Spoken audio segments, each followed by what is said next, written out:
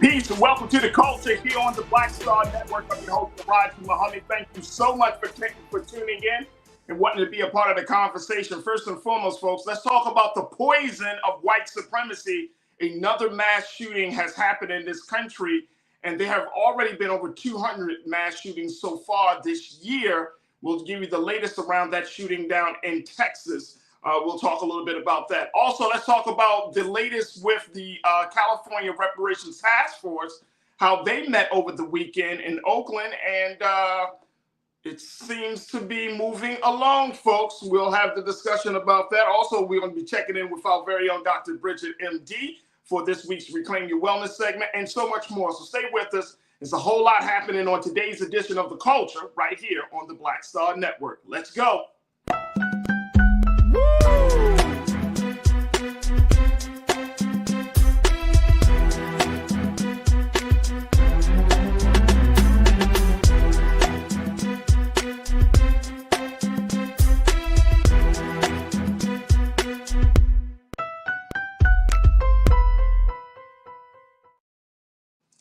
Folks, welcome to the culture here on the Black Star Network. I'm your host, Faraji Muhammad. Thank you so much for tuning in and being a part of the conversation. Happy Monday, folks. I hope you enjoyed your weekend. I sure did.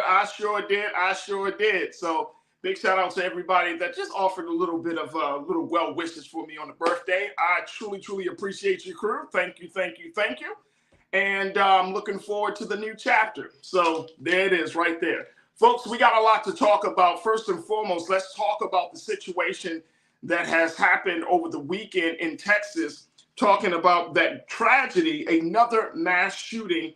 This time, 8 people were killed and at least 7 others were wounded when a gunman had opened fire at an Allen, Texas outlet mall on Saturday afternoons. And this is according to latest local officials.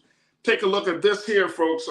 This is the report coming from CNN, as information is still coming in about what happened, what would cause the man to open fire the way that Mr. Marcio Garcia had opened fire on folks. And according to the latest reports, he was killed by police on the scene. So 8 people were killed, at least 7 others wounded. The shooter, who was killed by police outside the mall, has been identified as a 33-year-old man. A senior law enforcement source told CNN the gunman was armed with an AR-15 style rifle. According to the source, the investigators are looking into his potential extremist ties based on his social media presence and an insignia on his clothing, according to the law enforcement official. There have already been more than 200 mass shootings in the U.S. so far this year, just within the first 5 months of the year, according to the Gun Violence Archives. And this is the group that is keeping track of these mass shootings. Over 200 this year, folks. And that speaks volumes about where we are around the conversation about gun control, gun reform, just the possession of guns in general. So we're looking at another unfortunate situation that has claimed the lives of 8 people in Texas, injuring 7. And this situation, of course, in this small town of Allen, Texas, has rattled some folks. There are some thoughts around the shooter's background. Again, this is 33-year-old Mauricio Garcia. There was some insight that he may have been motivated by potential extremist ties. According to the investigation, authorities are investigating whether the shooter was motivated by right-wing extremism. He was wearing that insignia, including being a part of social media conversations where neo-Nazis and white supremacists have often posted. So we're looking at this poison of white supremacy, and more importantly, how this poison of white supremacy has affected all these people around the country. And I'm going to just go say, folks, that this whole situation, this whole conversation is just sad, absolutely sad. The word is, and this is coming from some other sources, that local police and federal law officials believe that the shooter, he rampaged through a crowded Texas mall outlet, leaving at least 9 people dead. This is the latest around this as we're seeing it. And again, this investigation is open. Information is still coming through. And he started shooting randomly. Now, the question it becomes like, who is this guy? Was this is this something that just happens out of the blue? Was there a connection? There hasn't been any information about who Mauricio Garcia is and his views, just to know the fact that he has been influenced by white supremacy. Rolling Stone reported that the FBI review and triage of the subject's social media accounts reveal hundreds of postings and images to include writings. This is from Rolling Stone, and Keenan, if we could put this up on the bottom. But it said that they have revealed hundreds of postings and images, writings with racially or ethnically motivated violent extremist rhetoric, including neo-Nazi materials and materials espousing the supremacy of the white race, according to a bulletin from Rolling Stone. So this is a real problem. That's why, and Keenan, also, we can change the, I wanted to say, of course, there's a mass shooting in Texas, but I want to talk about the poison of white supremacy. And sometimes people don't want to have this conversation, or the conversation is sometimes outside of ourselves. But folks, if we start to see this idea that white people are better, white people are more superior, or there's this very distorted view of the value of the emphasis placed on one's skin color, right? This is a problem for America, folks. Now we're seeing, can we, as we have these conversations, and I'm not saying that all mass shootings are racially motivated, but I bet you if we were to look at those 200 plus shootings, which I wonder who would have, who would be in that category of ones who are influenced by white supremacist views. So that's the big thing. Who would be who was influenced to create situations or to be violent, and they were influenced by white supremacy. And this is the big thing that I want us to talk about. Let me check in and let me see. We're waiting on, but we're going to be joined. We should be joined hopefully by my brother, Dr. Jason Nichols, as we have this conversation. But crew, I want you to post your thoughts on this because all I see is that people are drinking this Kool-Aid of white supremacy, and it has gone so far. And I'm saying it's not just that it has affected Black people, a Latino, and the Hispanic community. This has even affected white people on a fundamental. Every group of people that live in the borders of this country have been affected by the poison of white supremacy, and that's why we're seeing these mass shootings. Kind of more and more and more people are being driven. I think there are a couple of things happening where folks are either being driven to go into extremist views, or folks are starting to create like their own personal rebellion as a result of their disdain for this level of hatred. And so, crew, I want you to post your thoughts. We're going to take a quick pause, but I want you to post your thoughts. Let me know what's your take on this as we're talking about this latest shooting in Texas. Is this do you see this as being the problem? The poison of white supremacy. The poison of white supremacy. And the fact that we're in 2023 and it is becoming more and more violent and more horrendous speaks volumes about the great work that needs to be done still in this country. We're going to have that conversation when we get back. Stay with us, more conversation with you and a whole lot more discussion around this situation in Texas. You're tuned into The Culture right here on the Black Star Network.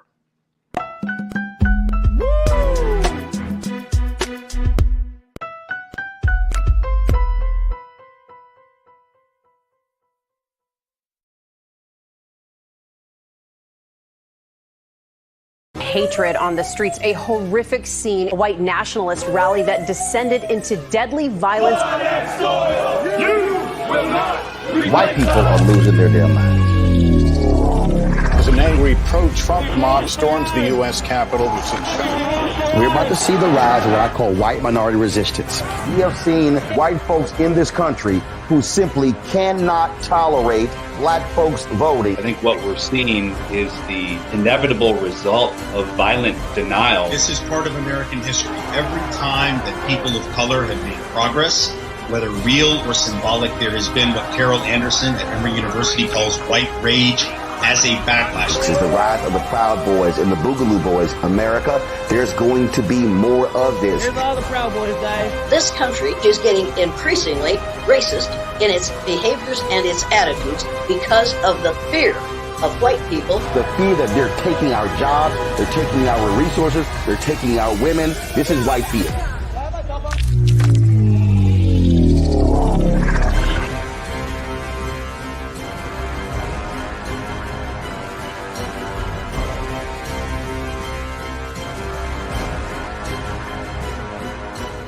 Black Star Network is here.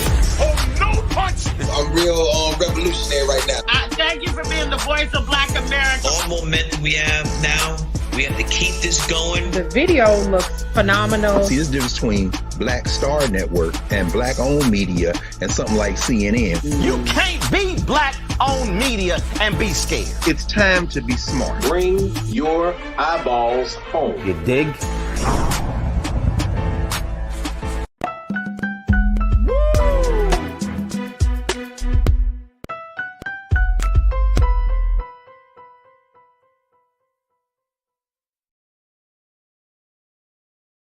All right, folks, welcome back to The Culture here on the Black Star Network. I'm your host, Faraji Muhammad.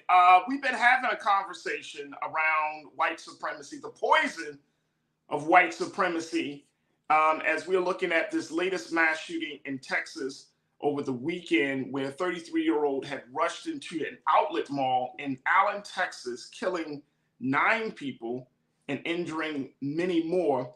He was eventually shot on the scene by another officer who just happened to be in the outlet mall, but he was shot and killed. And it's now the investigation as to what happened down in Allen, Texas. They have found that this Mr. Mauricio Garcia was consuming information about right-wing extremism, consuming information about neo-Nazism, white supremacy and white nationalist information. And this may have led to him making a move this deadly. I want to get your take on this, folks, as we talk about this poison, how it can imbalance the thinking of any individual who takes it in. Join me in a conversation. Post your thoughts on Facebook and on YouTube as we're streaming now and there. And of course, we're streaming on blackstarnetwork.com and Amazon News. All right, let me go to Corinna. You kicked this off today. Corinna, you said, my sister, you said, Roland is right. People of conscience must vote. 75% of Texans under 30 did not vote in the last election, yet I'm sure complain about what's going on. 75%. I didn't look at the numbers, Corinna, but that's a lot. That's a lot. And I'm glad that you bring up that point that, you know, you can't complain about something if you're not willing to change it. Can I say that again for the church?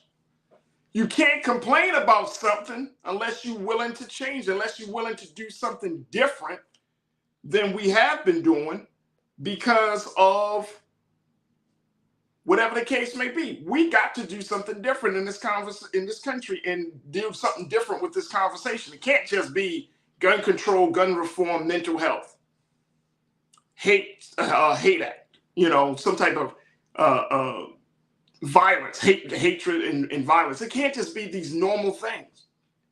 200 mass shootings. People are so upset. People are so angry. People are so distorted in their thinking and so have been imbalanced by what they see happening in this country that they're now looking to take it to violent means to try to address it. Even though it doesn't address it, it actually only adds more trauma. It adds more pain to the conversation. All right, let's go back to what you got to say, crew. Davey, good to hear from you, man. Davey Floater, you said, remember the Buffalo shooter pulled up a Nazi regalia from the Ukrainian Azov battalion? This stuff is always connected to the military and gun manufacturing. Military and gun manufacturing. The military is something. What is going on in the military? Maybe we need to have a conversation about this, crew. Maybe we should have a conversation about what is going on with the military today in the sense of how it is addressing the social justice question, the race question in this country. We just had another military man deal with the situation in New York, right? We don't know what the background, I mean, that information is still being gathered. Does he have military ties along with his extremist ties? I mean, what is going on with that part of the discussion? So, Davey, that's a great point. Gun manufacturing, we know. Gun lobbyists is one of the biggest lobbyists in the country. They lobby political officials. The NRA is they don't hide from who they're willing to put their support behind. The political officials who stand with the NRA don't hide from where their support is coming from. So we're looking at a situation where it's out in plain view. And in spite of having 200 plus mass shootings in the first 5 months, the GOP, the Republicans, they're not saying they're going to do something really substantive with gun laws. They're not going to really address that. They're not. We're not having a conversation about guns. The moment we do have a conversation about guns, then people start to say, what? Oh, this is against my rights. Oh, you're trying to, go back, roll back on the Constitution. Oh, this was something that, we were privileged to have. But what about the victims? What about the shootings? What about the volatile mix of the poison of white supremacy, having access to guns, living in a state that you can, that pretty much justifies you to walk around with a gun with the stand your ground law and open carry laws, right? What about all of these things that when you mix them together create the perfect storm for human massacre? What about that? Okay, just bringing up some points. Real Brooklyn, my guy, you checked it and said, Faraji, mass shootings is more to do with Americans who feel entitled. And unfortunately, that includes folks who are criminals, people with mental issues, and bigots. That's a lot. That's a lot. Real Brooklyn, you on to something, bro. Entitlement, mental health, bigotry, racism, right? People who feel like that their world is falling apart. They can't handle the disappointment. They can't handle the change. All of that. I think you're right on, bro. I think you're right on. I think that's the problem. I was reading something today. No, it was over the weekend when they were talking about, and we had discussed this on the show, that in some states, the age to get guns is still, I think, like 18. You talking about these high-powered rifles. You talking about these AR-15s. You talking about these semi-automatic weapons, right? And you're talking about, imagine 18-year-old today. I'm not talking about 20 years ago's 18-year-old, but today's 18-year-old who may not have cultivated or developed their mental health capacity, develop the self-regulatory system within themselves where they can deal with certain things, deal with disappointment, deal with rejection in a healthy way where they don't have to take it to violent extremes. That's what we're dealing with. That's what we're dealing with. Good point, Real Brooklyn. Thank you. Tiana, my sister, you checked in. I don't think this is about primal urges. This is about power and causing fear. I would agree. I would agree. I don't think it's about primal urges, too. It's too premeditated for me, Tiana. It's not like, this is random.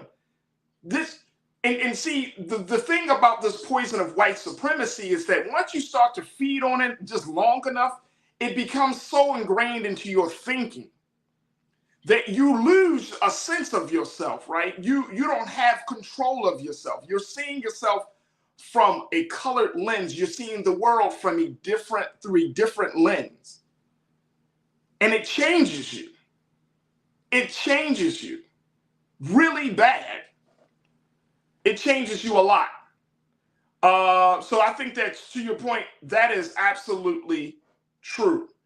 Shalinda, you checked in and said, we're living in perilous times, aren't we? Amen, we are. Amen, we are.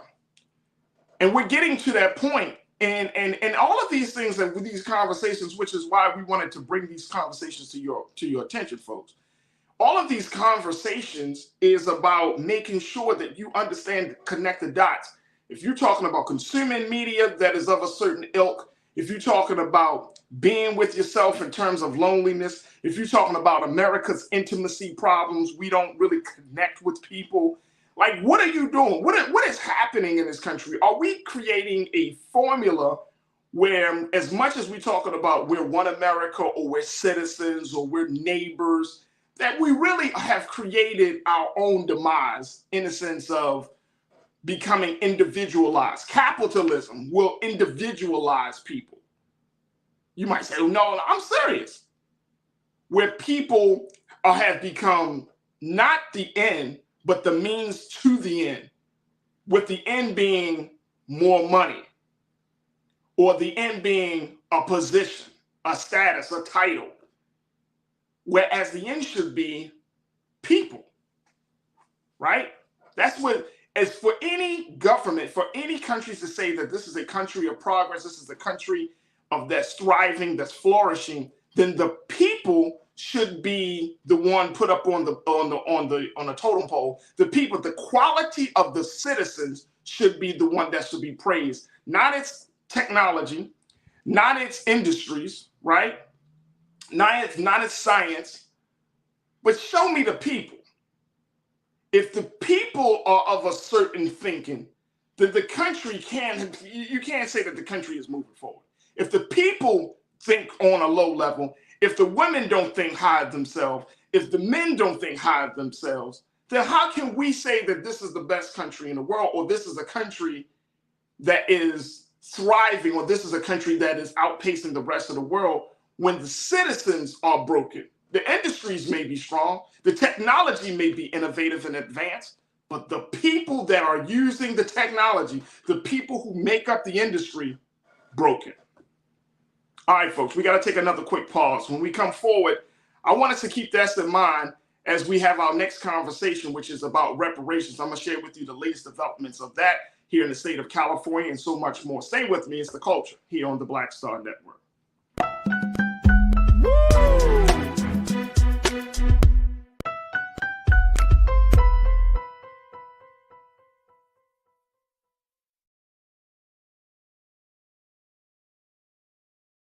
Black Star Network is here.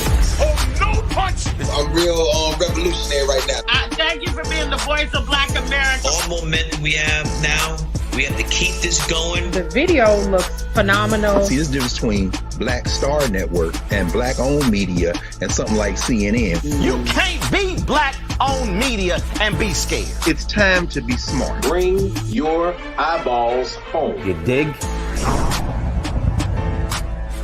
When you talk about blackness and what happens in black culture, we're about covering these things that matter to us, speaking to our issues and concerns. This is a genuine people-powered movement. There's a lot of stuff that we're not getting. You get it, and you spread the word. We wish to plead our own cause.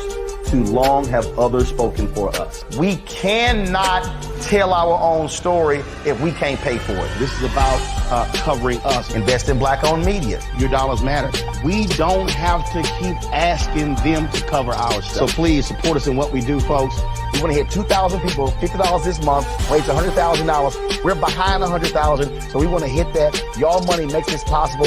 Check some money orders. Go to P.O. Box 57196, Washington, D.C. 20037-0196. The Cash App is $RM Unfiltered.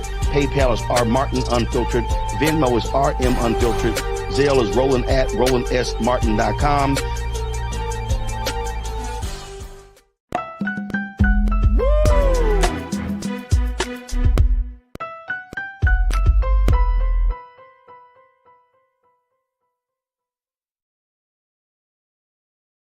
All right, folks, welcome back to the Culture here on the Black Star Network. We've been talking about the latest situation down in Texas and how the town of Allen, Texas is going to are now trying to recover and heal from this past weekend's tragedy of that great mass shooting down in one of their malls down there that have left 9 people dead and others injured. And so, our hearts and prayers go out to the families and our condolences go out to the victims, but to everyone that has been impacted by this mass shooting. It is certainly a great tragedy.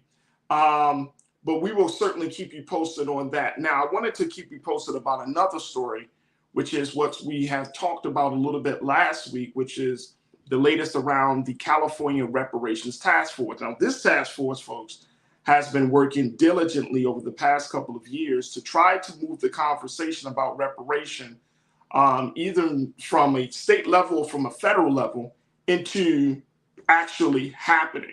And so this weekend, when the task force met, they were able to make some headway around this issue of reparations. And it looks like California might be getting closer to issuing reparations to black constituents, to those who are eligible.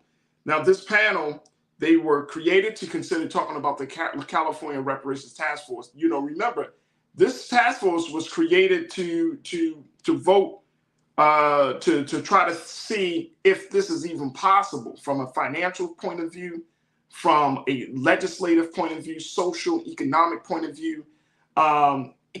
Is this possible? Well, they met in Saturday in Oakland. It was the 15th public meeting of the Reparations Task Force to study and develop reparations proposal for African Americans. And according to their chair of the panel, Camilla Moore, these were the recommendations. I want to show you what they recommended so far, because they have moved forward to approving recommendations for the payments of reparations to Black Californians.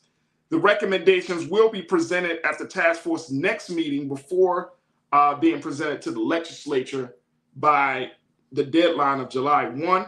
The recommendations outline restitution, which, if approved, could cost the state billions of dollars. Among the possible estimates of reparation for Black Californians recommended by the task force are: 1, estimated value of payment for healthcare disparities, $13,619 for each year residency based on a 71-year life residence expectancy.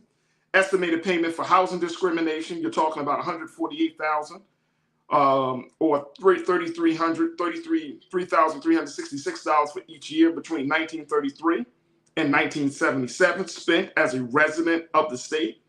Estimated payment for mass incarceration and over-policing, you're talking about $115,260 or $2,352 for each year of residency in California during the 49-year period between 1971 and 2020.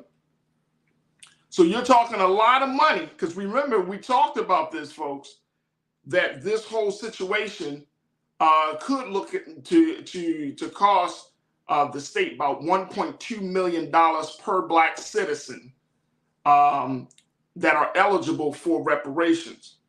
Now, if you also remember, the task force had provided a recommendation to call for the state office to process reparation claims and to do what they say, identify and mitigate the ways that current and previous policies have damaged and destabilized Black families, to restore historical sites, to support education, and to offer free legal aid and other services.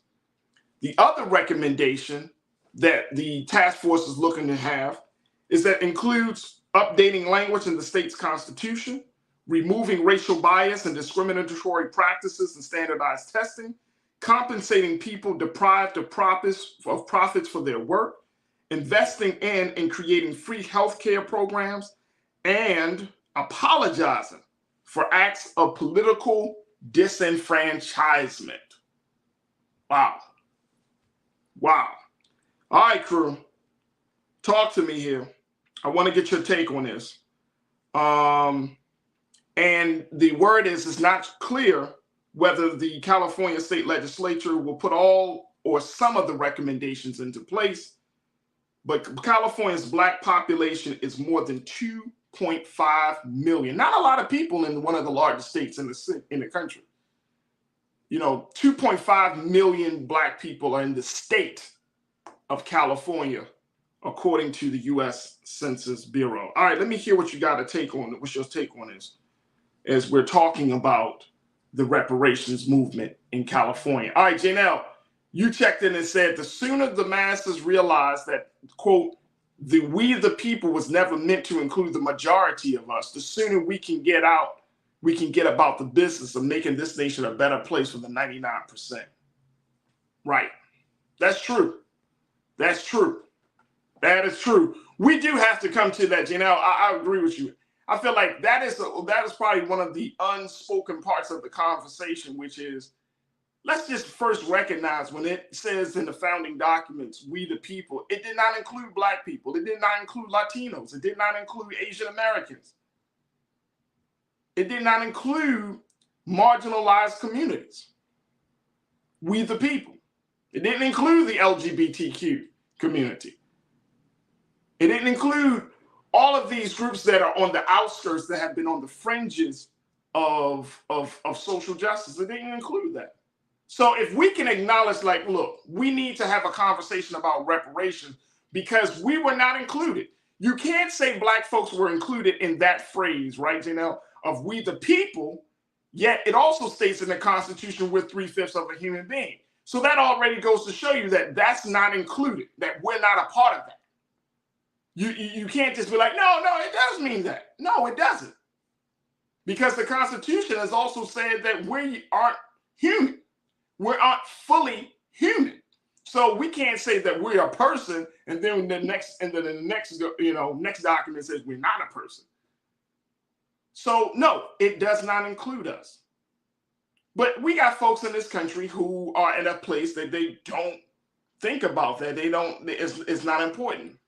Want to make this very clear that if the lawmakers adopted all of these recommendations, lifelong Black California residents, older than 70 would each receive more than $1 million. So I think last week we talked about there's a possibility of $1.2 million, but the point is $1 million for lifelong Black California residents older than 70. So you're talking about maybe our parents, grandparents, great-great-grandparents. They've lived in the state of California for all of their life. They would be eligible. They would be eligible according to this panel. All right, let me get some more thoughts about this. Shalinda, you said, I admire California for giving reparations, and hopefully it is done on a national level. Well, yeah, I admire California for setting up a process. We ain't there yet. Shalinda. But I do admire them for setting up a process because why? It could be the model by which other states can use it. So that's why I'm looking at this, and I'm kind of, hoping that something is going to be worked out. I like the other recommendations. I want to go back to that point. I like the other recommendations. I like the recommendations about updating the state's constitution and removing racial bias and all of that. I like all of that. Now, here's the other part.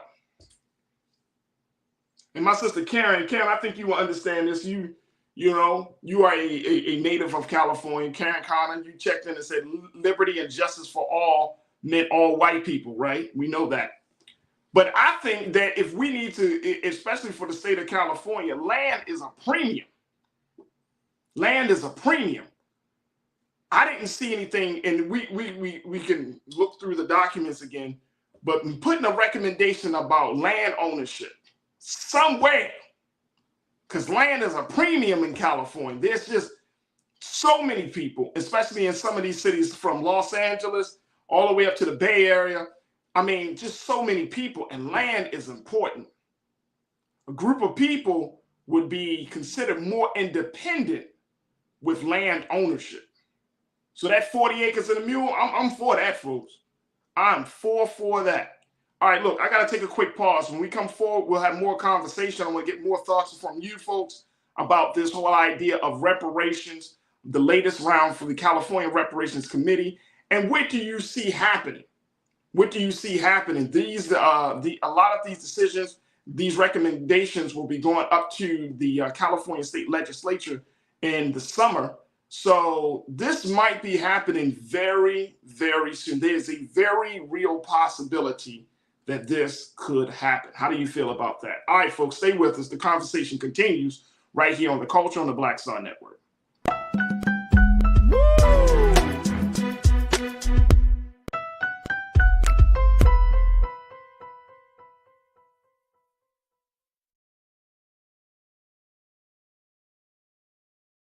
Folks, Black Star Network is here. Oh, no punches! I'm real revolutionary right now. Support this man, Black Media. He makes sure that our stories are told. Thank you for being the voice of Black America, Roland. Stay black. I love y'all. All momentum we have now. We have to keep this going. The video looks phenomenal. See, this difference between Black Star Network and black-owned media and something like CNN. You can't be black-owned media and be scared. It's time to be smart. Bring your eyeballs home. You dig? Pull up a chair. Take your seat. The Black Tape with me, Dr. Greg Carr, here on the Black Star Network. Every week, we'll take a deeper dive into the world we're living in. Join the conversation only on the Black Star Network. Hi, I'm Dr. Jackie Hood Martin, and I have a question for you. Ever feel as if your life is teetering and the weight and pressure of the world is consistently on your shoulders? Well, let me tell you, living a balanced life isn't easy. Join me each Tuesday on Black Star Network for A Balanced Life with Dr. Jackie. We're all impacted by the culture, whether we know it or not. From politics to music and entertainment, it's a huge part of our lives, and we're going to talk about it every day right here on The Culture with me, Faraji Muhammad, only on the Black Star Network. I'm Deborah Owens, America's Wealth Coach, and my new show, Get Wealthy, focuses on the things that your financial advisor and bank isn't telling you, but you absolutely need to know. So watch Get Wealthy on the Black Star Network.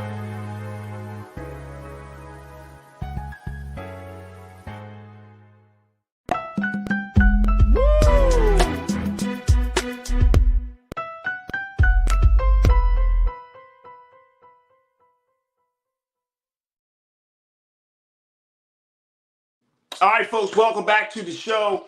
We have been talking about the reparations movement, how in the state of California, excuse me, they have moved forward in approving the recommendations. This is the California Reparations Task Force, and as you can see there, this was some photos from this past Saturday's meeting, their 15th public meeting in Oakland, California, where they decided to approve the recommendations for the use for a number of recommendations around this issue of repaying the debt that's owed to Black people in this country. And a lot of that is not just about money, but it's also trying to change some things within the system. And I want to go back. Let's go to quote 2. I want to just throw this back up there real quick, Keenan, for those who are just tuning in. Check out this, folks. This is from the Reparations Task Force. But the task force had previously called for a state office to process reparations. Remember, we talked about that last week. But then they also talked about restoring historical sites, supporting education, and to offer free legal aid and other services. See, this is the meat of it for me. This is the meat of it. So we might be in a situation in the state of California, and the whole country is looking at this, where it's not just about the money. It has to be a multifaceted set of recommendations that is going to speak to the ongoing injustices that are held against Black people in this country. Free legal aid, restoring of historical sites, supporting education, keeping things to kind of open, because I'm sure there are going to be a number of discussions from what does that mean? What does that look like? How does that affect my children? that type of thing. Other recommendations, including updating language in the state's constitution. This is exciting stuff for me, because as much, if we could talk all this talk, but you got to put this stuff down on paper, so that way future generations, future political leaders and social leaders and business leaders can go back to imagine going back to the state constitution, changing the language. Imagine going back to the national constitution, changing the language where it doesn't say 3/5 of a human being, or we're not diminished or relegated to the thinking of men from hundreds of years ago, but we're talking about improving the Constitution. That way we can evolve the very document that we say this democracy is set upon. So I think that is absolutely pivotal. And then once you update the language, you got to let every industry within the state know this is the language. This is where California is going. Removing racial bias and discriminatory practices and standardized testing. We talk about that often. Compensating people deprived of profits for their work, investing in and creating free healthcare programs. Come on. And apologizing for acts of political disenfranchisement. This is not the end all be all, folks. What I'm looking at is the conversation has to start somewhere. And if we are going to apologize for gentrification, apologizing for redlining, apologizing for disenfranchising black people from voting, apologizing for using strategies and other tactics to keep black people from voting. Come on, you got to include a lot of other stuff, not just the Port of Payments. All right, let me go back to what y'all are saying, because many of you are checking in, and I love hearing what y'all got to say, crew. Sandy, my sister, you said, I'm interested in knowing about the movement. Or black people buy large parcels of land in Wyoming because apparently it is cheap to make a better life for their family. Well, yeah. There's still parts of California that are uninhabited, excuse me. And I think that's, should be a part of the discussion. Like, what's the land piece? Because, in the rest of this country, if you have access to land, you have a vehicle by which you can build that generational wealth. An acre or two will make a difference, huge difference for a family. Thank you so much for checking in, sis. Laura, you checked in. My sister, you said y'all want to know who got that 40 acres and a mule that went to the Asian buying up property here on American soil, and America is still paying them back when they went there and dropped that bomb. Well, yeah. Well, America's paying them back. And guess what, Lori? America apologized for that situation, right? So we see this stuff is happening. So that's why I don't understand. And Lori, you might have heard this part of the conversation. This is why I don't understand when people act as if, when black folks talk about reparations, it's unimaginable. It's unheard of. It'll never happen. Man, please. Come on, folks. America has paid reparations before, but we are the one group, we are that one citizen that you got to have a big conversation about, because we built this country. We built this country. Our blood, sweat, and tears is in the soil. It's in the grave sites. It's underneath the businesses. It's in the bricks of the school. It really is under the white of the White House. We built this country. So we can't act as if this is not a bigger conversation. You can't have human rights or civil rights without talking about the rights of black people in this country first, or having that as the backdrop, or having that as the very foundation of the conversation. Let me go to Truth is Power. Truth is Power, thank you for checking it. You said California is going that way because we voted good people in, and we got people in that would hear our voice, and he put an agenda out for us, and we should be taking advantage, and we should take advantage of it. Vote. Facts.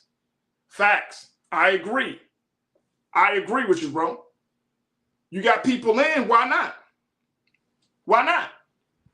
And guess what? Just because this task force is moving along, there's just something be on the ballot that regardless of who gets in, this thing is ironclad. That's what this is what it, when we're talking about institutionalizing this this movement and the ideas and the recommendations, you got to make it ironclad. So regardless of who becomes governor, who becomes mayor, who gets in the state legislature, it can't be undone without the existence of the California Reparations Task Force. It'll be interesting to see if the task force will continue or how long the task force will continue, because you're going to need a group of people to ensure the progress, to ensure that everything is going according to plan.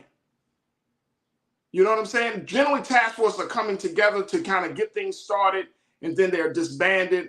But my hope is that maybe, and this is why I think the task force may have recommended this, creating an office that will be responsible for this, because the office from there could be a part of the state government, and essentially that office can handle the ongoing management of the funds, the ongoing management of any type of questions and information, and just making sure that office is going to hold whatever, governor, administration, whatever administration, they're going to hold people accountable to make sure that folks get what they're supposed to get. All right. Let me take one more, and then we got to take another quick pause. Jeanette, you say, keep the apology and give me tax-paid land that no haters can freely invade. How about that, Jeanette? How about that, sis? I'm with you on that one.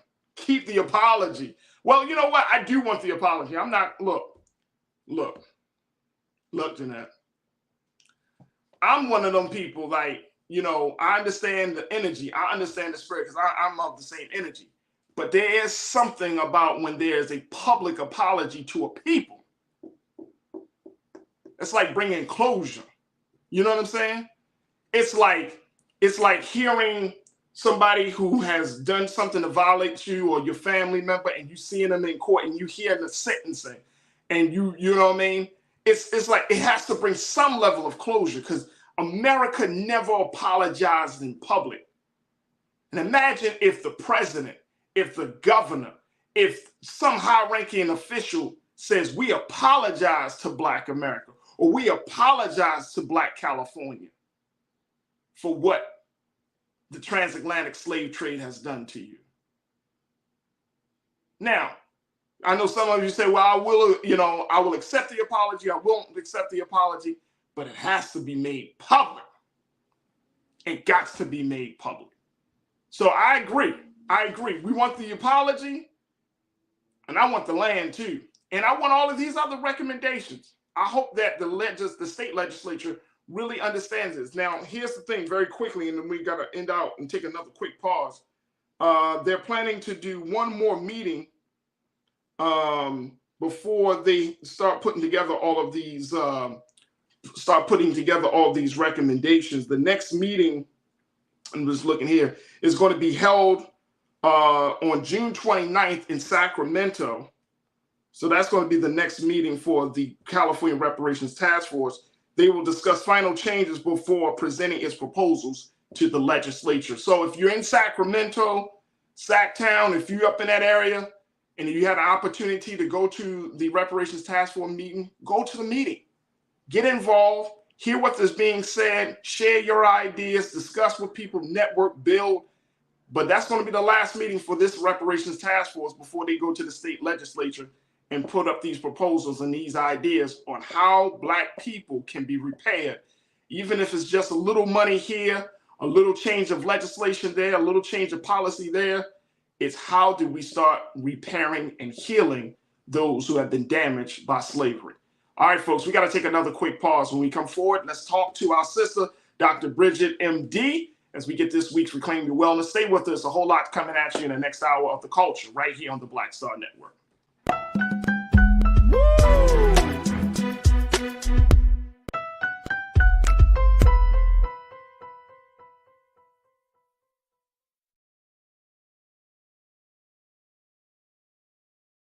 I'm Deborah Owens, America's Wealth Coach, and my new show, Get Wealthy, focuses on the things that your financial advisor and bank isn't telling you, but you absolutely need to know. So watch Get Wealthy on the Black Star Network.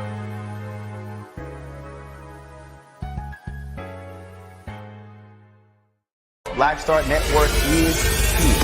Oh, no punch! I'm real revolutionary right now. Thank you for being the voice of Black America. All momentum we have now, we have to keep this going. The video looks phenomenal. See, there's a difference between Black Star Network and black-owned media and something like CNN. You can't be black-owned media and be scared. It's time to be smart. Bring your eyeballs home. You dig?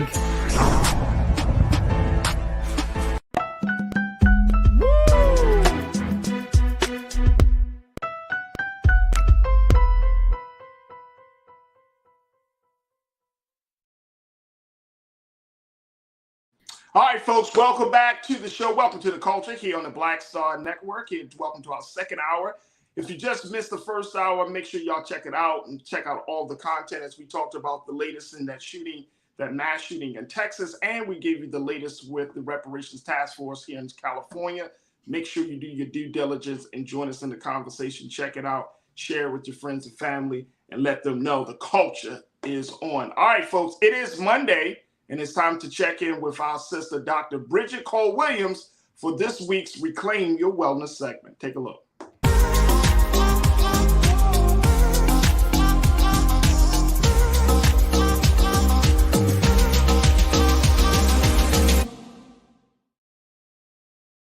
Woo, boy, do we need a doctor in a house this weekend? After the weekend, bet you did. After the week, wow. Dr. Bridget, how are you this afternoon? Great. How are you, Faraji?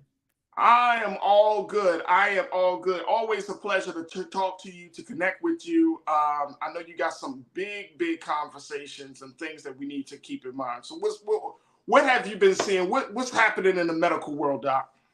Absolutely. So I want to start with where you left off about the shootings that are happening.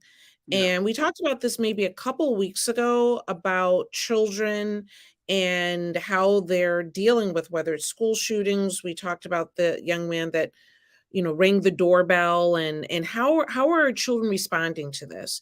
And so the one thing that I think for this, particularly now in May, which is Mental Health Awareness Month, that we take a minute and take a look at, should children be medicated for anxiety? And so I think it's an important topic that we go over today. And then I want to talk a little bit on a totally different subject about weight loss. So, okay, let's start with, because both of them are hot topics to me, right? Especially for our people. But let's start with the one that I'm seeing a lot of, which is anxiety. And we talked a little bit. I actually had a conversation with my team on Friday.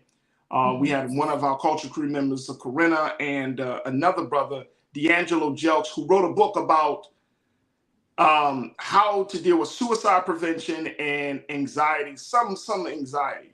And some of the jewels that came up in that conversation, Dr. Bridget, was the fact of children being equipped, emotionally, mentally equipped to handle all of the changes. Mm-hmm. Because there are so many things that, and we recognize this on Friday, but I wanted to have a deeper conversation with you today as a doctor.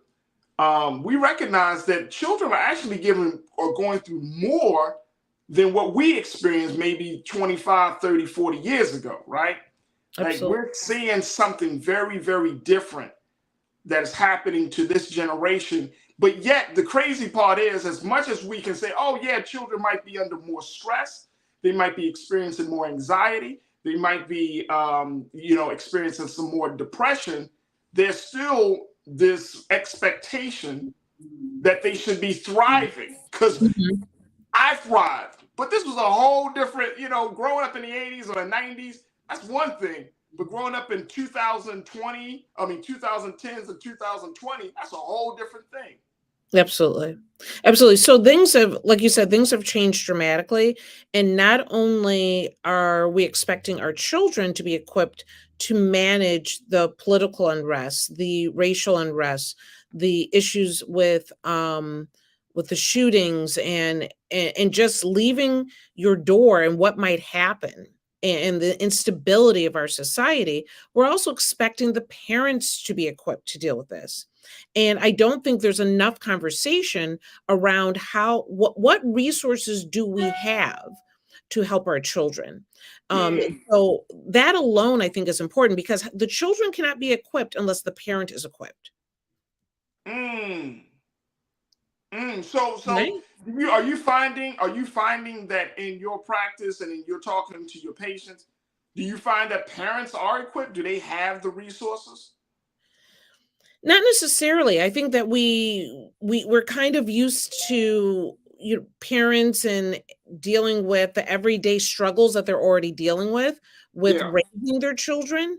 But when we look at the comparison of the social media and everything that children are experiencing right now, I think we're simply accepting it instead of saying, how do we protect and combat? And so I always go back to communication is key, finding ways to connect with your child, because even in this, every child is going to deal with this differently. Their exposure to the media may be different, even within the household, between the different ages and what they're seeing and what they're talking about in school, they're going to have different experiences. And it's our responsibility as the parent to understand each individual child and act accordingly. So right now, even the rate of anxiety for youth has doubled since 2012. So this is information from 2021, so post-pandemic, and then that is an ongoing, everlasting aspect of how it's switched our culture, right? So this, people say post-COVID, there's no post-COVID right now. We're just at a different phase of it at this point, and how we manage to handle this alters as time goes on. And so 20.5% of young of our youth has anxiety symptoms, which is doubled from years before that. And so how are we managing this is the question. Man, 20.5% have anxiety problems. So that is clinical anxiety, right? That's like stuff that's on paper. That's not necessarily counting the number of people who may not have visited a doctor and had those, had that evaluation done or had those conversations with their doctor. So it could be a little bit more, especially among children who aren't the most vocal and not going to be the most emotionally open, person to talk to. Am I wrong or right in thinking that? Absolutely. I mean, when we were talking about these numbers, they're usually based on a study that they have calculated these numbers, but then there's all the people that they're not reaching. And to be quite honest, as Black and Brown community, we go to the doctor or to the hospital for very physical, palpable issues, but not necessarily something that is invisible. And many times anxiety can be an invisible diagnosis. So let's talk a little bit more about that, Doc, and then we're going to have to take another pause. But let's talk about this, because I'm hearing there are so many questions that come to my head when I hear like celebrities say that they had a mental health breakdown, they had an anxiety attack, right? Or, a panic attack. What's the best definition that we should use to describe what anxiety is and how it impacts us? Absolutely. So anxiety is really a mental unrest or discomfort that causes stress, feelings of being overwhelmed or being burdened by whatever situation that you might be in. It might be directly related to a specific incident, but many times it's an overall feeling of being overwhelmed that people experience. And when that feeling escalates, people start to have physical manifestations that might be sweating, increased breathing, heart racing, jittery. It's a series of symptoms that people might have that lead to what some people might consider like a breakdown or panic attack or what have you. And so many times when we are seeing our children and they're making their changes in their behavior, many times you go to the doctor and they very quickly will start a medication. And so I think we need to talk about what is appropriate, what is not appropriate, and how best to help our children. Should medication be a part of the conversation when you're talking about anxiety in children? Like, should I even be a part of the conversation, or are there some things that parents, community members, schools, other folks who interact with children can do to make sure that our children aren't medicated? Absolutely. So I think the concept, the idea of being medicated is a negative for many of us, right? That we consider this to be a place that we never want no one wants their children on medications if they don't have to be, right? Right. To say, should it be a part of the conversation? I think that's an individual choice for every family and every child. And so I'm never going to say it should not be. But I do think that children often need time, explanation, care, connection. And if doing cognitive behavioral therapy in itself can be as effective as medication for many, and that we need to be more mindful of using therapy, using meditation, creating more support in the community. And then if needed, medication might be an option as well. That's really good to know. Really good to know. All right, look, we're going to take a quick pause, folks. When we come forward, we're going to continue the conversation with Dr. Bridget, MD, for this week's Reclaim Your Wellness segment. And I want to get your thoughts on this around children and anxiety. Rodney, I checked in. I see you checked in, bro. Good to hear from you. You said you've been dealing with anxiety for years as an adult. You can't imagine how hard it is for kids to deal with this. I can't either. And I think that a lot of folks have to understand the impact that anxiety has made. I'm gonna share with you some stuff around racial justice and how that has played on Black youth, because just as much as white youth and other youth have been experiencing anxiety, we know Black youth are right there, right in the middle of all of the madness and chaos. Not only are you talking about the anxiety of getting older, the anxiety from going from one school to the next, or moving into one neighborhood into another neighborhood, you're talking about the anxiety of being Black and how that's more pronounced now than we've probably seen in recent years. So we'll have more conversations. Stay with us. You're tuned into The Culture here on the Black Star Network.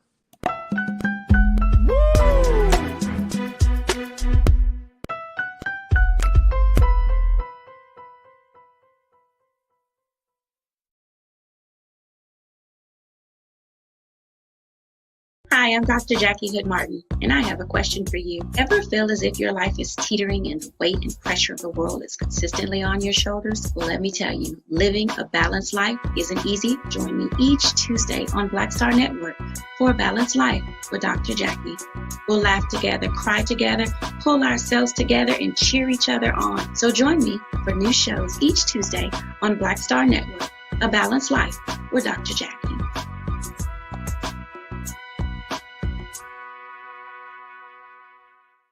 Black Star Network is here.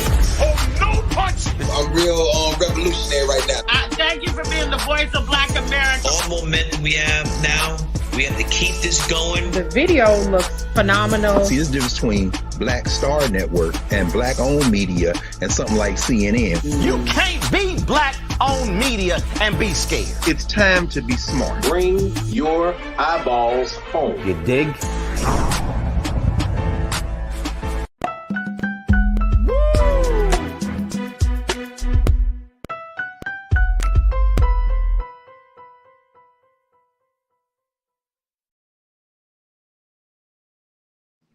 All right, folks, welcome back to The Culture here on the Black Star Network. We've been talking to Dr. Bridget Cole Williams, MD, for this week's Reclaim Your segment as we talk about anxiety in the next generation and how this is one of the big issues, the big conversations that we can't stop talking about, especially within Black America.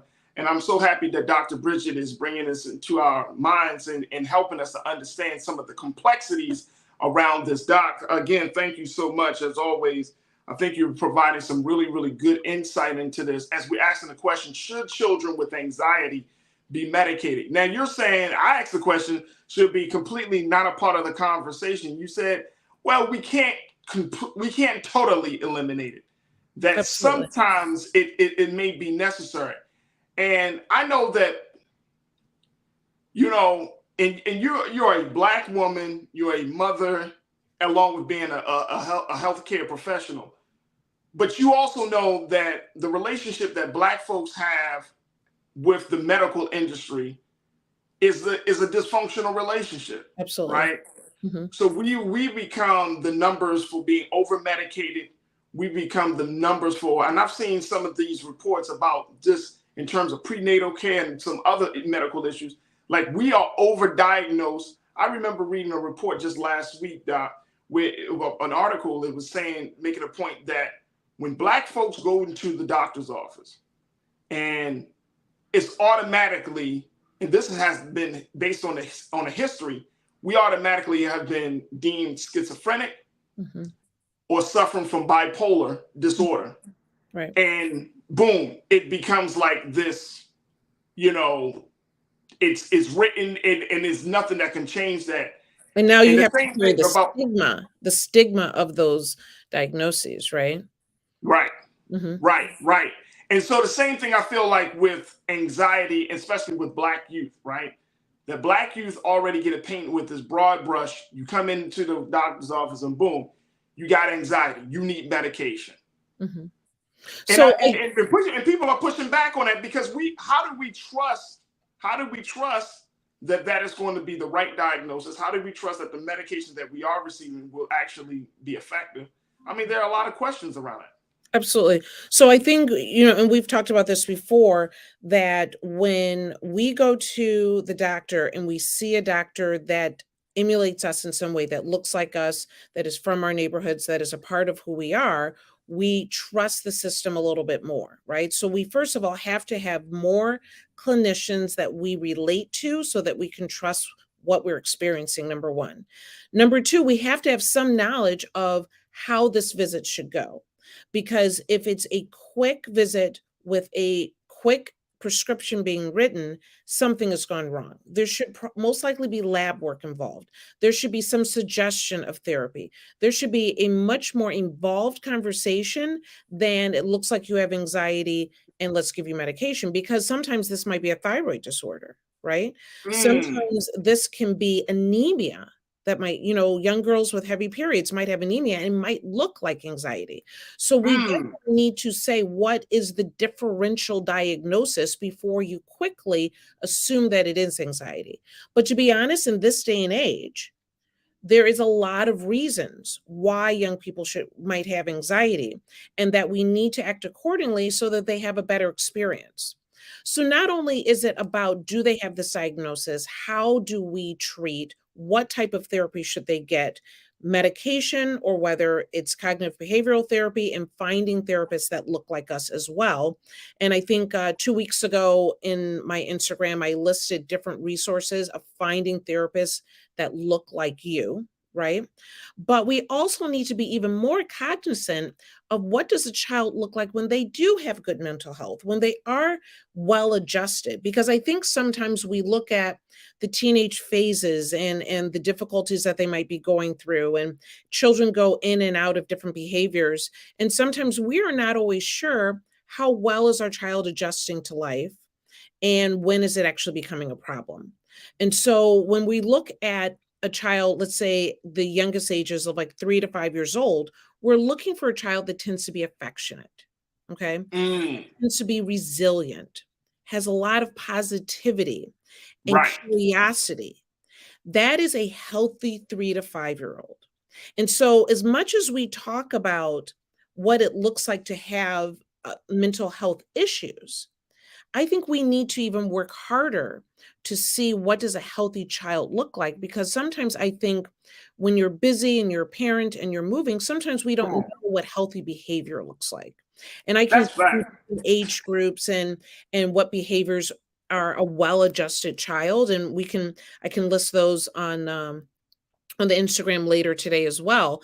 But I want us to be not only aware of what it looks like when a child's having a problem, but I want you to go home tonight and look at the child, we'll go through the different age groups. And does your child have good, well-adjusted behavior? And if they don't, then let's look at what else might be going on.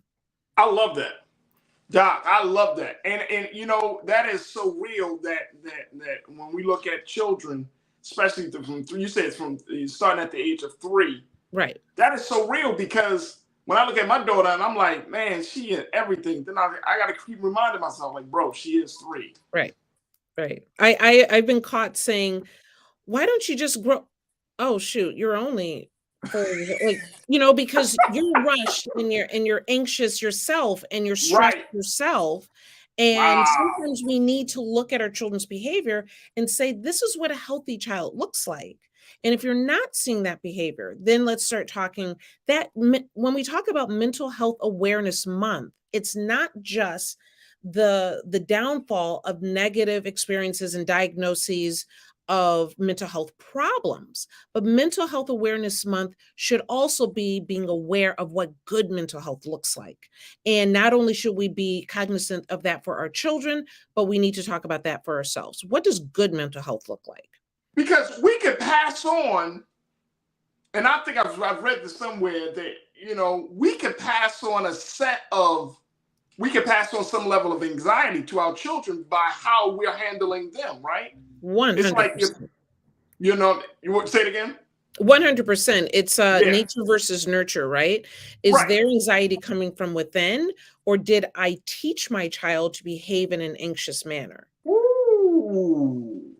And I've seen it. I've seen children be around anxious adults and very quickly adopt the behavior. And then saying, wait a second, something's happened in this interaction, and that we need to make sure that our children stay in a safe and happy place.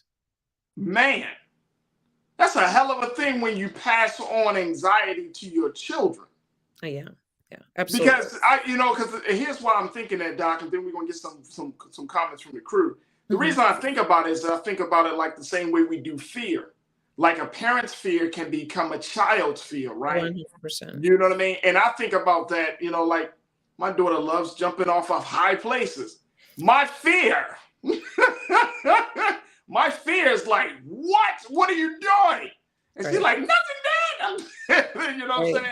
And so, but like the whole how do you get the proper balance for that? Because you don't want to teach your children to be afraid or always be nervous and anxious at everything, but you want them.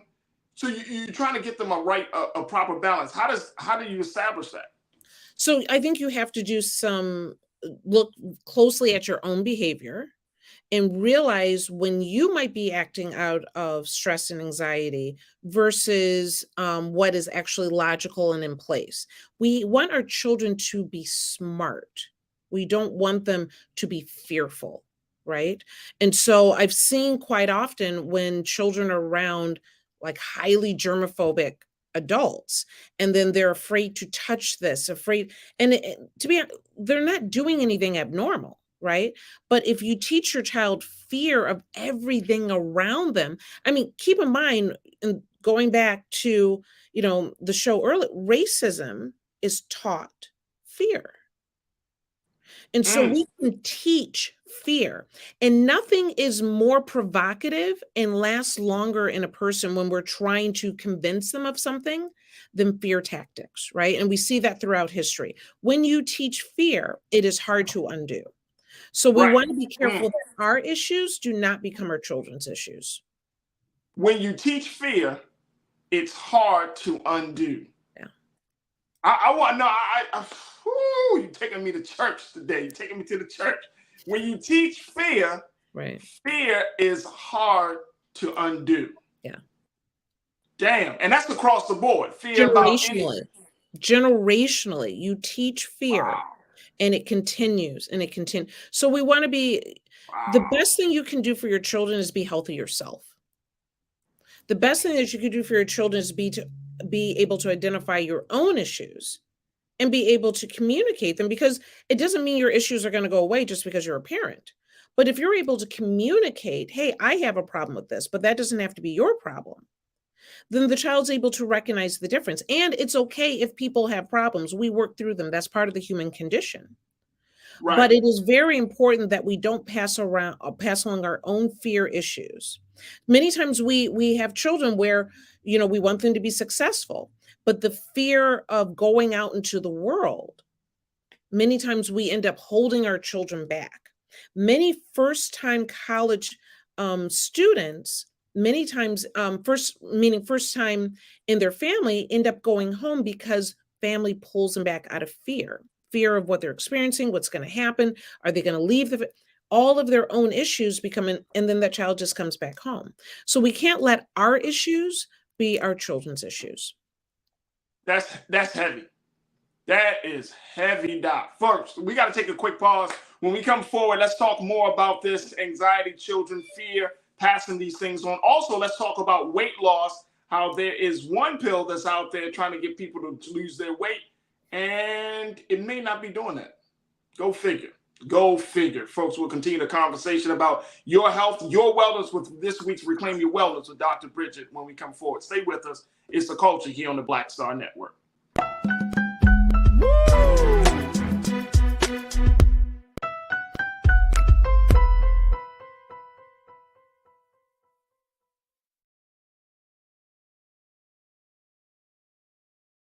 Black Star Network is here.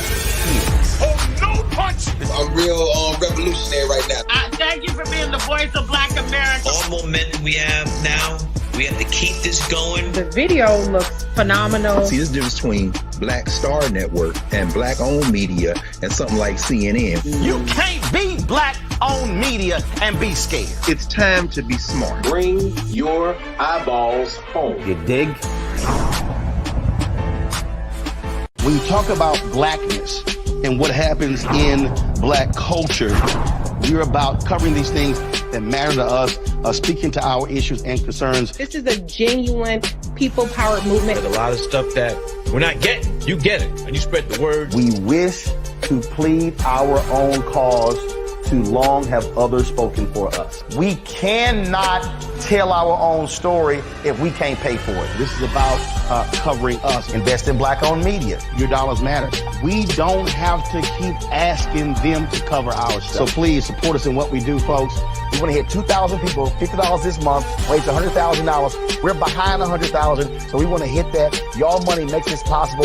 Checks and money orders go to P.O. Box 57196, Washington, D.C. 20037-0196. The Cash App is $RM Unfiltered. PayPal is R Martin Unfiltered. Venmo is RM Unfiltered.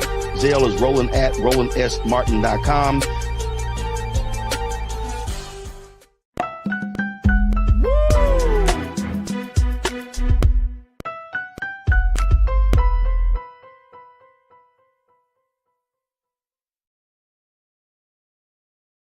All right, folks, welcome back to the show. We've been checking in with Dr. Bridget, MD, for this week's Reclaim Your Wellness segment as we talked about anxiety and the next generation and all that it encompasses. For folks, Doc is breaking it down. I mean, this piece around about anxiety being passed on, fear being passed on, it gives us an insight as to how serious of influence we have on our children. And Doc, I want to bring you back into the frame. When we talk about these things, it makes me do that soul searching. It makes me go back into to remember what I said to my children yesterday and the day before and all of this thing. Because I think that for a lot of parents, parenting is not an exercise that you can put on autopilot. You have to be present. And I know it might sound crazy, and I know it's hard to do. Trust and believe. And I think everybody here understands what I'm about to say is hard to do. But I think it's necessary that we should try to be present in every moment and interaction with our children as much as you can. Absolutely. Right? To be present. It's hard. I mean, trust me, it's hard. Once you get to the end of the day and your children are jumping around or they asking you questions or the demands are still being required, asked from you 9 o'clock, 10 o'clock at night, you're like, bruh, I don't care what you do at this point, as long as you get out my face. Mm-hmm. But you have to, we all have to be present. We have to make sure that our interactions are healthy. We have to make sure that if they are unhealthy, that we take a moment to self-reflect, to think about, well, where did this come from? Why did I, handle the situation this way? Why did I respond that way? And so it requires you to be very, very intentional with your parenting. And I think that's one of the big lessons I'm learning from our chat with you today, Doc. Yeah, absolutely. You want to be intentional. You want to be present and taking the time. And we've spoken before that if you're having uncomfortable conversations, sometimes having something that is a little distracting that can ease some of the discomfort is a great idea. So I've talked about having the talks in the car because you're both facing forward. It's not as intense, but it gives you an opportunity to talk and they can't really get away either. Right. But the other thing I would say is enter a little bit of humor into the conversations. But suppose you don't have a sense of humor, Doc. What's that? Suppose you don't have a sense of humor. Suppose you're just one of those parents, you're always everything. I've come across parents, they especially black folks, you know what I mean? It's it's always serious. It's always about the people. It's always, and it's like, damn, man, cut it down a little bit. Just turn it down. If that is your issue, then that's what you probably need to work on. But if it's at all helpful and that's hard for you to be vulnerable, because sometimes humor makes you be a little bit more vulnerable and open and, willing to say some things that might be, a little bit on the sillier side or what have you to ease the moment. There's a lot of different conversation type card decks that are available for families or for parenting. And sometimes it might be like having one of those decks on the table. And if you can't put down the phone and turn off the TV and everything else, maybe at the end of the night, you just pull up one of those cards and you force you and your kid to sit down and do one card. And it might be them. Sometimes what I think kids are missing these days are really knowing who their parents are. Knowing that they have the same human experiences that they are going through right now. And so whatever it takes for you to let that guard down, to be that human and be present and be observant. Yeah. What we need to do, because kids are in a different place than what we grew up in. Yeah. And we're struggling with what we're going through right now. Right. Right. And so taking a little time and checking in is a good thing. And there's so many different ways to do it. I would love to talk about that tonight on our after chat. There's so many ways to check in with your kids. And but it starts with checking in with yourself. Oh no, I love that. I love that. And the fact that once you do check in with your children, like that level of conversation, I know for me it did. This helped out tremendously. Once I talked my problems or my situation and my anxieties over with a trusted adult when I was a child, it made me feel better. You know what I mean? I know it's kind of like after school special, but that's what we saw on them sitcoms when we were growing up, right? They have that, especially like Carl Winslow sitting down and, what's going on, son? And you know what I mean? Right. It's a cheesy moment, but I'm telling you, cheesy moments are absolutely essential when you're a parent. And absolutely. I've had cheesy moments with my son and it makes a world of difference. It doesn't completely eradicate everything, but it at least brings you a little bit closer. Like it teaches your children that if I communicate, if I'm able to articulate what's going on in here and in here, and someone listens to me and we have a conversation about it, I'm going to feel better. Yeah. So I love that wholeheartedly. I honestly, I feel like we have missed something that was using television as an educational tool. I think we're missing a little bit of that right now, where sitting down with your kids and watching Blackish and having the conversation on the subject. Though it's great entertainment, it's family television, but it's also an opportunity to say, hey, what do you think about that? This is what happened. You can when it becomes uncomfortable, you can utilize those type of things. Before Blackish, there've been other shows, but of course the Cosby Show was famous for that. It was built for that. Famous for that. Right. Right. And so, and I will tell you, with my kids, Cosby Show was, had been gone, but I got the DVDs and we sat there and we would go through shows, and they loved seeing themselves on, on a show that they could relate to. And after that, it went into black, and I don't even know what it is now, but what is it now? What show were we? That's a good question. That's a good question. I don't know what it is now. I don't. That's a good question. Like, what black family shows would you sit down with? I see Blackish. I see Grownish. That was another one. But that's Grownish. almost over. Right, that's almost over. That's a good question. Crew, what y'all think? What's a black family show out there that y'all would kind of sit down and agree upon? That's interesting. All right, so look, let's talk about the other piece, which is something around. This is another problem, of course, within Black America, which is weight loss. Absolutely. And you wanted to talk about this this one medication that's out there that's on the market right now. Which one is that we need to be mindful of? So if whether it's through the rumor mill or social media, Ozempic is getting a lot of attention right now. Okay. Ozempic is an anti-diabetic medication. So it's used for type 2 diabetics, but at higher doses, they have found it's good for appetite suppression. And so it's gotten a lot of buzz. You will see that there are a number of quick doctor related, make an appointment, get your medication apps that are available now. Meet with the doctor today. I think Weight Watchers adopted a doctor line. And so you can not only join Weight Watchers, but connect with the doctor and get this medication. And it seems to be everywhere. So I very obviously was curious what was going on with it and what did we need to know.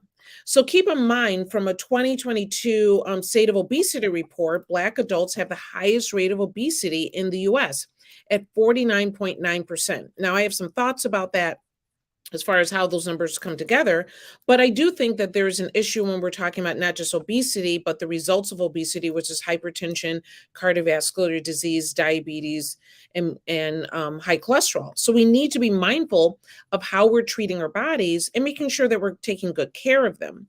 So the Ozempic is at the higher dose. It's also called Wegovy, and there's some other companies on the market that are making something similar. It is an option for suppressing your appetite and losing weight. And keep in mind, there might be some pills out there, but the majority of them are being sold as injections, self-injections. And so the concern that I have is when something gains this level of buzz and popularity, how well is it actually working for us, right?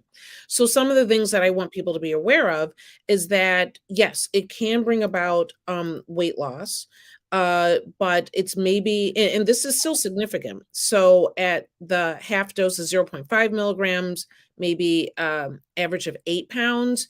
At 10 milligrams, you might be, at 1 milligram, you might be losing 10 pounds. The placebo had you losing 3. So comparing that, now that's actually a good number. There's been good results with it. However, just like any other weight loss medication, when you stop it, you very well might gain that weight back, right?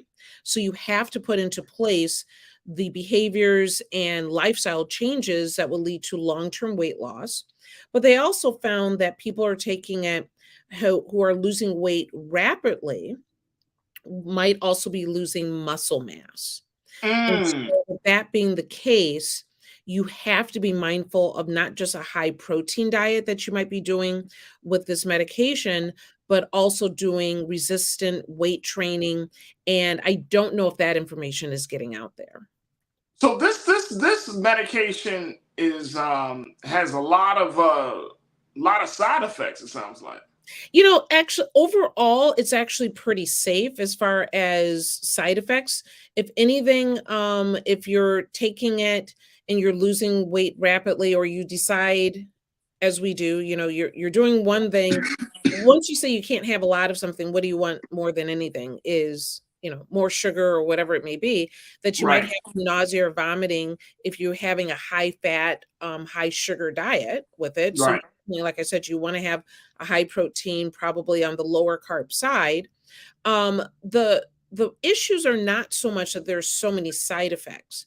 I think the issue here is whether you might be losing muscle mass, that you have to do the exercise along with this. And that in using Ozempic, I am not anti-Ozempic whatsoever. I think this might be a really great option. But I guess what I want people to be aware of is not the miracle drug, right? That we're always looking for the miracle pill that you lose weight, you don't have to do anything, it's just going to fall off. You're still doing the work. It is an appetite suppressant. And if you're not careful, yeah, you might have some issues with it. If you're having, if you're dealing with obesity, it might be an option for you, but make sure that you are well aware of its use and how best to utilize it so that you are successful and that you're able to make sure that you're not getting some of the side effects that might occur. So, I mean, and very quick before we take our next pause, is that, when you're saying that your folks are still doing the work, I mean, that's the real crux of weight loss, right? Creating a diet plan, creating an exercise routine, because I'm thinking that even if you take a medication like Ozempic, like, what do you take that for the rest of your life? You know what I mean? Like, to sustain the weight loss? Or is it really just about like, okay, you take this medication for 30 days and then boom, you kind of work on your own from that point forward? Absolutely. It's going to take a while for it to even kick in. So, yeah, we can talk about it. All right, absolutely. Folks, we got to take a quick pause. When we come forward, more conversation about Ozempic and weight loss. And I'm going to share with you what 3 Black men are doing to change the culture in media. And it's not just talking about Brother Roland. So we'll have that conversation up next. Stay with us. It's The Culture here on the Black Star Network.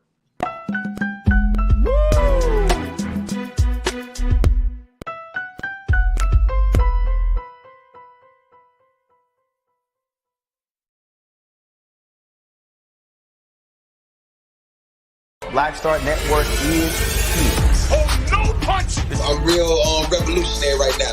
Thank you for being the voice of Black America. All momentum we have now, we have to keep this going. The video looks phenomenal. See, there's a difference between Black Star Network and Black-owned media and something like CNN. You can't be Black-owned media and be scared. It's time to be smart. Bring your eyeballs home. You dig? When you talk about blackness and what happens in Black culture, we're about covering these things that matter to us, speaking to our issues and concerns. This is a genuine people-powered movement. There's a lot of stuff that we're not getting. You get it, and you spread the word. We wish to plead our own cause. Too long have others spoken for us. We cannot tell our own story if we can't pay for it. This is about covering us. Invest in Black-owned media. Your dollars matter. We don't have to keep asking them to cover our stuff. So please support us in what we do, folks. We want to hit 2,000 people, $50 this month, raise $100,000. We're behind 100,000, so we want to hit that. Y'all money makes this possible. Take some money orders. Go to P.O. Box 57196, Washington, D.C. 20037-0196. The Cash App is $RM Unfiltered. PayPal is R Martin Unfiltered. Venmo is RM Unfiltered. Zelle is Roland at RolandSMartin.com.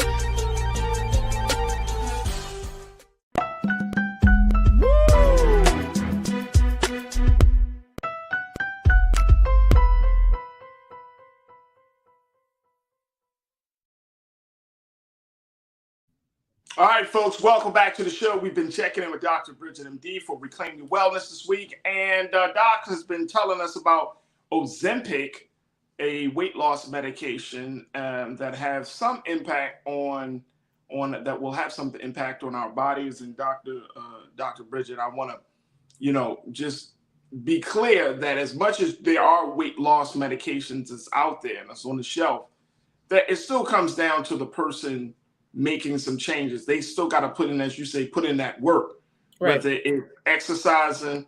And one thing I've learned that when training in the gym, they said that 80 to 90% of the real training starts in the kitchen. Right. Right. So Ozempic is an option, you're saying, that may help. Janelle checked in and says, doesn't Ozempic have some competition? Oh, there are different Well, there are other weight loss medications.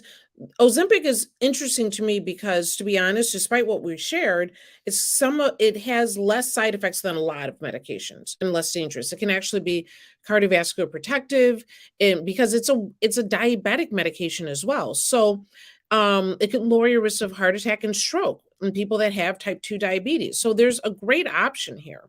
There's a lot of other medications that are much more expensive, and Ozempic is one of the GLP-1 medications, is glucagon-like peptide medications that are out there. There are definitely some other ones that are also people are starting to utilize for weight loss.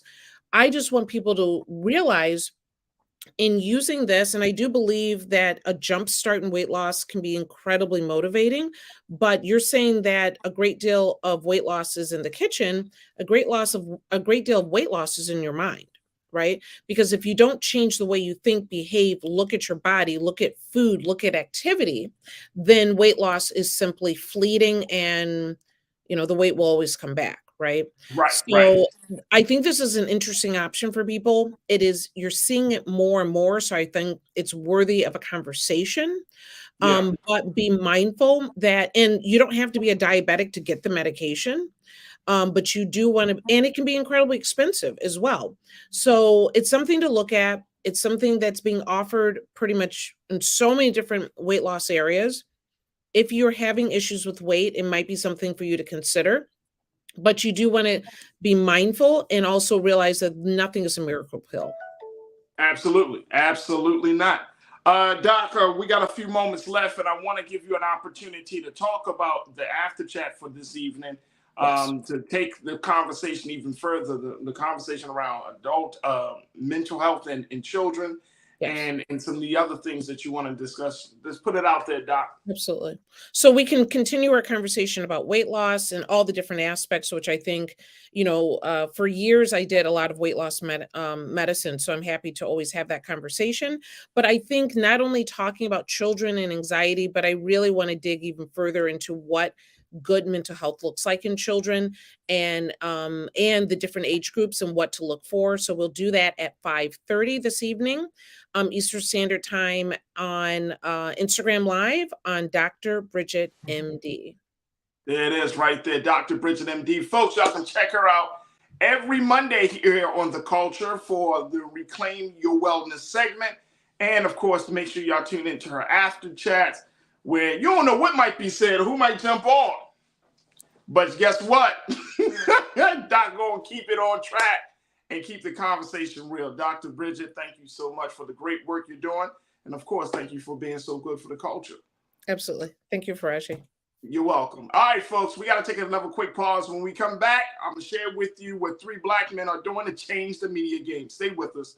It's The Culture on the Black Star Network.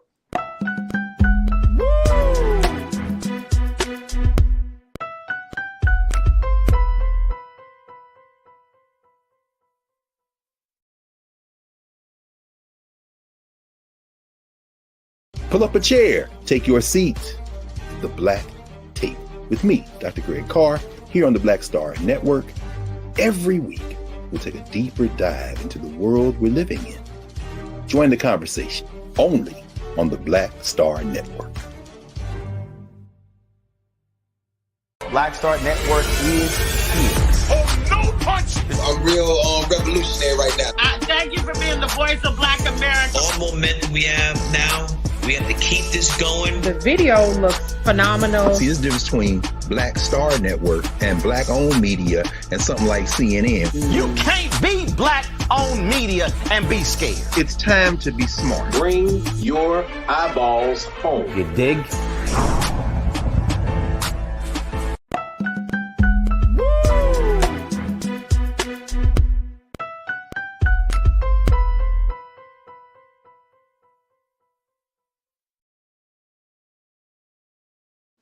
All right, folks, welcome back.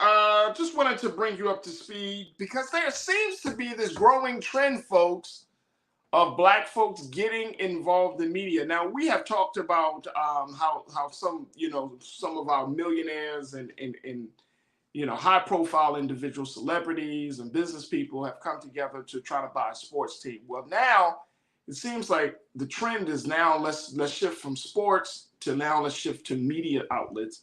And this is the case that we're seeing right now with a couple of brothers who are deciding to pool their resources to take advantage of a big opportunity. First and foremost, Paramount, one of the big production houses in the industry, and has a global impact and global reach. They have decided to let go of some what they call non-core assets, folks. That's the business term that they want, non-core assets. And essentially it leaves spaces like BET up for grabs. Well, 3 black men have decided to launch their bid for BET. You're talking about Shaq, 50 Cent, and writer and director and creator Kenya Barris. Now, according to the reports from the Griot, the sources familiar with the bid say that the trio has joined forces with Group Black. I love the name of this group, Group Black, which aims to invest in and expand Black-owned media companies, private equity firm CVC Capital Partners, and Authentic Brands Group, which develops and licenses brands to retail operators for the potential business move, according to the Wall Street Journal. Bids for BET Media Group, which owns the VH1 and BET cable networks and the BET Plus streaming service, reportedly are due later this month, with support from cable tycoon John Malone. Robert Johnson established BET in 1980. It was the first national television network aimed primarily toward Black viewers. Viacom, now known as Paramount Global, purchased BET in 2000 for $2.3 billion in shares and $570 million in existing debt. Now they are trying to do their due diligence to get rid of BET, and you got these 3 brothers that are looking to buy it. Now, also along with buying it, you have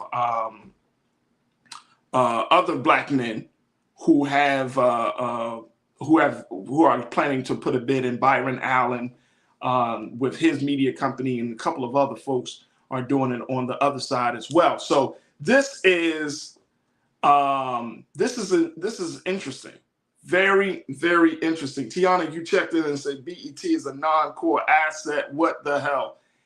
I mean, look, folks, when BET first started, and here's why I wanted to bring this up.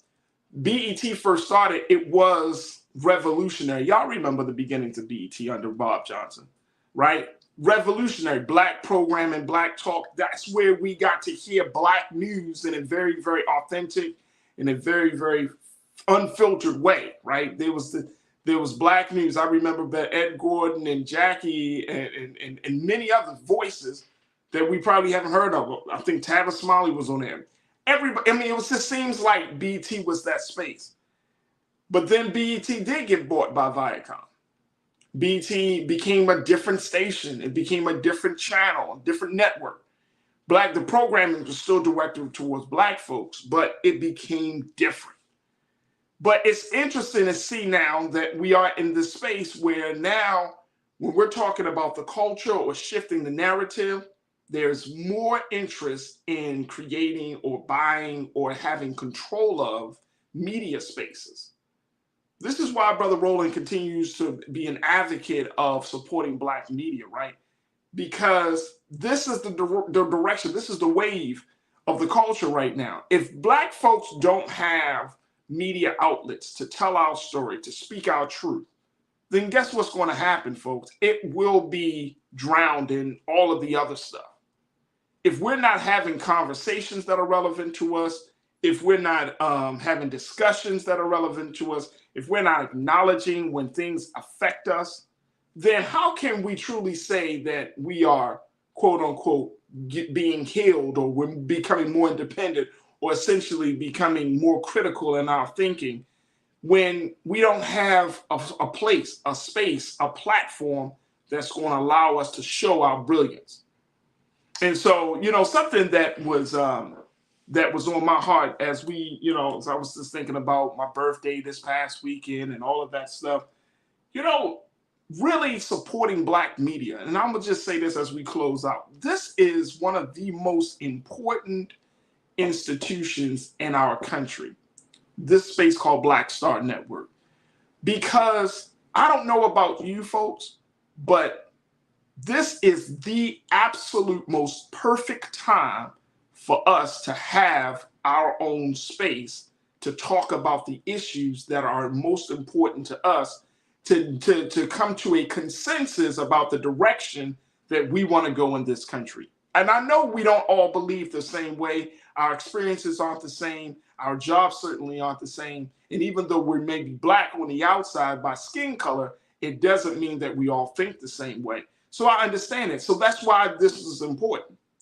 That's why this is important. And I'm keeping my eye out on these ideas of media spaces and media outlets and platforms, because it's important for us to tell our story, to have conversations about the issues, and most importantly, to be able to show the world a different way to see the struggle, the joys, the triumphs, and the wins of Black people in this country. So whoever gets ownership, or who can get part ownership, or whoever can really change the media landscape, whoever can have the power of the story, that's the one who really wins. So it's going to be interesting. I'm going to keep my eyes out for Shaq 50 and Kenya Barris, and Byron Allen and others. But the point is that we need Black media and Black media professionals. If you listen to very quickly, if you are in an area that has Black-owned radio, Black-owned publications, Black-owned TVs, whether it's public TV or whatever the case may be, support them. Support them. Support them, folks. Because it is those spaces that need to be supported. We can't talk about, oh man, what happened to the Black-owned stuff, when we had an opportunity to support Black-owned things, Black-owned media operations, and we didn't. So we definitely got to put our money, we got to put our time, we got to put our attention on supporting Black media now like never before. Could you imagine going through all this stuff in this country and we didn't have Black Star Network? We didn't have a space to talk about culture. We didn't have a space to talk about the impact of women with our new show, The Frequency. We didn't have a Roland Martin Unfiltered that kicked us off and had become the trailblazing program that it has become. Or we didn't have a talk about a balanced life. Could you imagine that? No, I couldn't.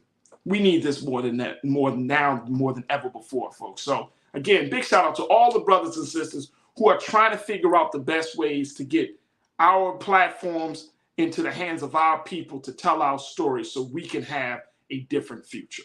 All right, folks, that's going to do it for us. I thank y'all for tuning in. Make sure you support us here at Black Star Network. Your support is everything to us. So please don't forget to check us out at blackstarnetwork.com. Go to the website. You can certainly support us financially. You can share the content, follow us on all platforms, and make sure that you do your due diligence of supporting Black Star Network. Also follow me on social media at The Real Faraji on Instagram and Faraji on Twitter.